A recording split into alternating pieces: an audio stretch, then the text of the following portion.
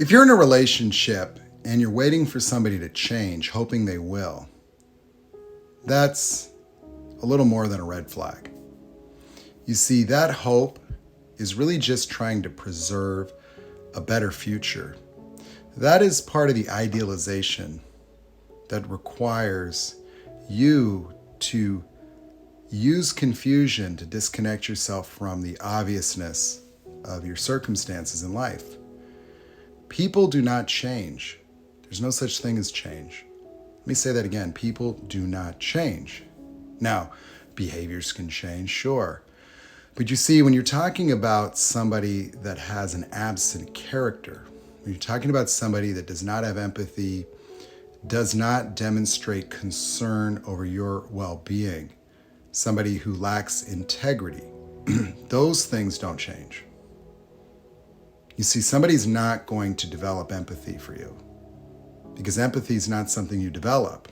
Empathy is something you have or you don't have. You know, somebody's not going to develop integrity or character because you want them to. And so that just doesn't happen. Now, people are either capable of delivering the relationship that works for you or not. And that's what you use integrity to discover. And so rather than living into a hopeful reality where you analyze people to explain why they're doing the things that they're doing, you stop explaining why and you just look at what they're doing and allow what they're doing or not doing to define them. You don't need to explain it.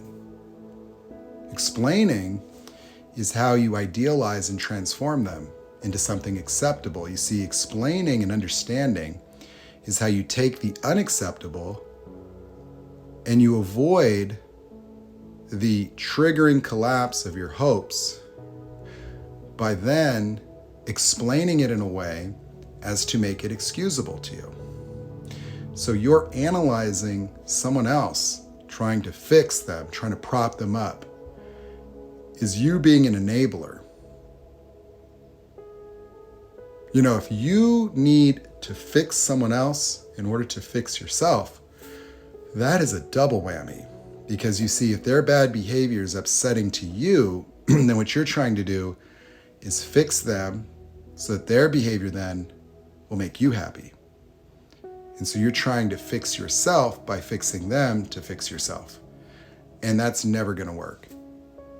And so you may want to just look at what it is that you can let go of that'll make it such that you now have the character and integrity required to manage yourself in a responsible way so that you will not tolerate yourself making excuses for other people.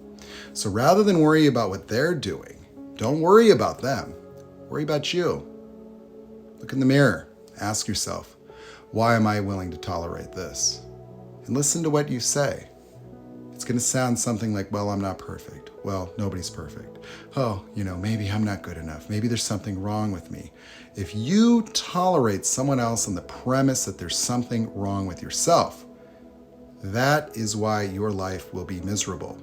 Because you think there's something wrong with yourself, so you're going to purposely seek out people that are damaged goods because you'll feel compatible with someone based on that.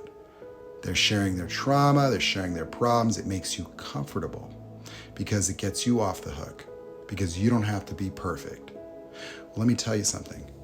It's never about you being good enough or perfect. It's never about you fixing yourself. You're not broken. There's nothing wrong with you. Those are thoughts. And if you're going to live your life stuck trying to become good enough for other people, trying to use other people to measure whether you're good enough, whether you're healed, whether you're fixed, whether you're worthy, whether you're lovable, you are going to always be codependent. You're always going to find people that are going to take advantage of you. You're going to find yourself attached to people, always trying to make them happy. You're going to find yourself getting used and walked like a dog. And so you got to find yourself in a place where you are never to be disrespected, ever, under any circumstance. It does not matter. Somebody disrespects you, treats you poorly, somebody negates you, somebody does not acknowledge how kind and loving you are. That gets addressed right there. You never entertain their excuses until you have dealt with the elephant in the room, their behavior. Their behavior. Yeah. Their treatment of you is your only concern. They're responsible for how they treat you. You're responsible for how you treat them. That is it. You're not responsible for how they treat you. They're not responsible for how you treat them. Your character, your dignity, your integrity will be reflected in your behavior. Their character, their dignity, their integrity is reflected in their behavior. And that is it. People that are willing to sell their character, their dignity, and their integrity down the toilet to mistreat other people are not ready for the real deal. You're the real deal. Nobody treats you that way, especially not yourself. Not yourself. So don't let anybody take your light away. Nobody.